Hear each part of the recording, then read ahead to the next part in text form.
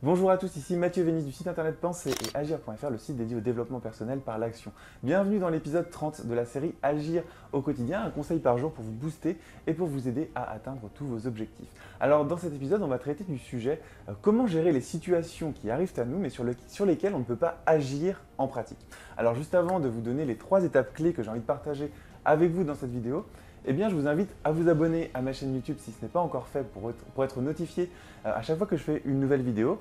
Et puis, si vous souhaitez me poser des questions afin que j'y réponde en vidéo, eh bien, vous pouvez me poser vos questions à l'adresse penseretagir.fr/questions. Il y a un lien sous cette vidéo, vous arriverez sur une page avec un formulaire et puis vous pourrez saisir votre question et me la transmettre et j'y répondrai dans un futur épisode de la série Agir au quotidien. Alors, comment réagir face à une situation sur laquelle justement on ne peut pas faire grand-chose? Alors déjà, la théorie, donc je vous ai dit je vais partager avec vous 3 étapes dans cette vidéo, mais la théorie déjà c'est de distinguer tout le temps, quelle que soit la situation qui se pointe à vous et qui vous agace, c'est de distinguer les éléments sur lesquels vous pouvez agir et ceux sur lesquels vous ne pouvez pas agir. C'est très important de faire la part des choses. Alors, il faut aussi comprendre quelque chose de très important, c'est le deuxième axe de la théorie que j'ai envie de développer avec vous, c'est comprendre la différence entre une réalité qu'on va appeler réalité réelle et une réalité qu'on va appeler réalité perçue. Il faut savoir que la réalité qui vous entoure, vous la percevez avec différents biais d'interprétation qui sont vos 5 sens, qui sont votre socle de croyances internes, c'est-à-dire votre éducation, vos principes de vie, vos valeurs, etc. etc. Et j'aime bien dire qu'on voit la vie, qu'on voit la réalité avec des prismes de perception suivant ce que je viens de vous dire, du coup nos 5 sens et puis notre système de croyances internes. Et quand une situation se pointe devant nous, quand quelque chose arrive dans notre vie, il y a 3 étapes à respecter pour bien réagir face à cette situation. La première étape, déjà, c'est de faire un état de la situation calmement. C'est-à-dire de lister les différentes choses qu'on est en train d'observer. Par exemple, si vous avez rendez-vous chez votre coiffeur et que vous êtes dans un RER ou un métro ou un transport en commun qui est arrêté et duquel vous ne pouvez pas sortir, que vous savez que vous allez arriver en retard à votre rendez-vous, c'est quelque chose qui, à proprement parler, est énervant.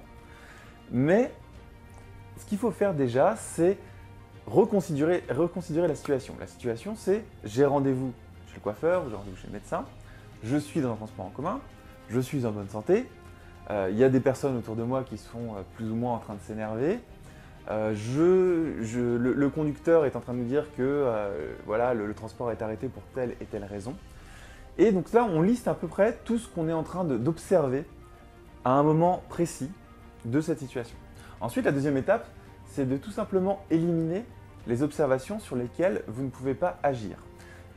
Si le transport est bloqué et que les portes sont fermées, qu'on ne peut pas descendre du transport, on va prendre par exemple l'exemple d'un train, d'un RER ou d'un métro, eh bien, vous ne pouvez pas agir là-dessus. Donc ça ne sert à rien de penser à ça ou de faire rentrer cet élément dans votre réflexion, vu que de toute façon, vous ne pouvez rien faire là-dessus.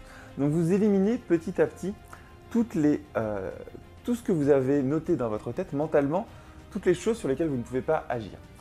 La troisième étape ensuite, c'est de reconsidérer la situation en ne prenant en compte que les éléments sur lesquels vous pouvez agir. Si on prend l'exemple du rendez-vous chez un médecin ou chez un coiffeur, enfin bref, d'un rendez-vous alors que vous êtes bloqué dans un transport en commun, eh bien vous allez éliminer en fait toutes les causes qui font que le transport dans lequel vous êtes ne démarre plus. Par contre, ce que vous allez pouvoir faire et qui est très intéressant, c'est voir ce sur quoi vous pouvez agir. Alors, sur quoi vous pouvez agir dans cet exemple précis? Déjà, c'est la tension qui règne autour de vous. Les gens qui sont en train de s'énerver, vous pouvez parler avec eux, vous pouvez leur dire bon, ouais, c'est vrai que c'est ennuyant, il y a souvent des arrêts là-dessus, mais bon, on peut rien y faire, nanana. Et vous pouvez commencer à faire connaissance déjà avec les gens qui vous entourent. La deuxième chose sur laquelle vous pouvez agir, c'est déjà appeler la personne chez qui vous avez rendez-vous pour lui dire voilà, est-ce qu'on peut décaler un peu plus tard, est-ce qu'on peut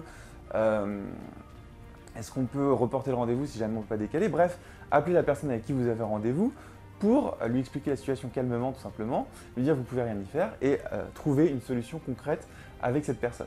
Et ensuite, on va dire la quatrième étape, l'étape bonus un petit peu, c'est de lâcher prise. C'est-à-dire que si vous ne pouvez rien faire sur ces événements-là, sur les événements sur lesquels vous ne pouvez pas agir, vous devez apprendre à lâcher prise.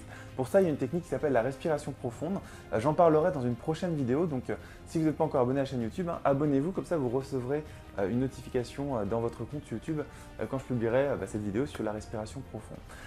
Cette méthode qui est de faire la part des choses, de se souvenir qu'on perçoit la réalité avec des biais d'interprétation tout le temps, avec les événements passés de la journée, des choses comme ça, et se dire ok, il y a tous ces événements-là sur lesquels de toute façon je ne peux pas agir, donc il faut que je lâche prise par rapport à ça. Et là on verra une technique dans une prochaine vidéo pour apprendre à lâcher prise.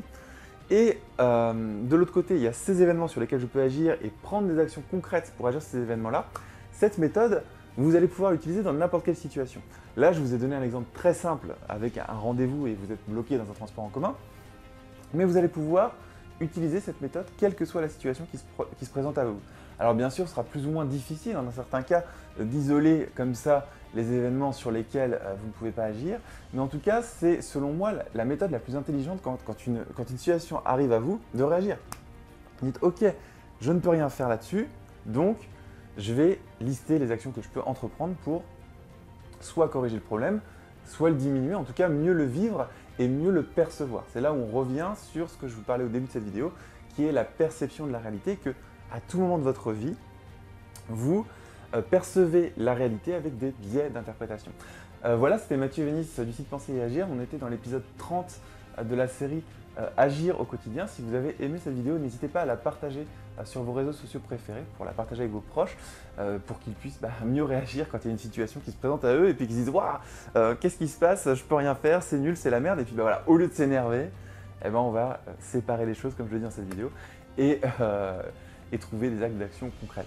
Si vous voulez aller plus loin avec moi, vous le savez si vous suivez cette série de vidéos, parce que je le dis à la fin de chacune des vidéos, vous pouvez cliquer sur le bouton qui s'affiche en ce moment sur cette vidéo et rejoindre ce qui s'appelle la formation express, qui est une formation de 11 jours où je vais vous donner des astuces pour mieux vivre au quotidien et pour développer ce que j'appelle votre projet de vie, c'est-à-dire pour concrétiser réellement vos rêves et pour passer à l'action pour vivre la vie que vous voulez réellement vivre. Voilà, je vous dis, c'est fini pour l'épisode 30 de la série Agir au quotidien. Je vous dis à demain pour l'épisode 31.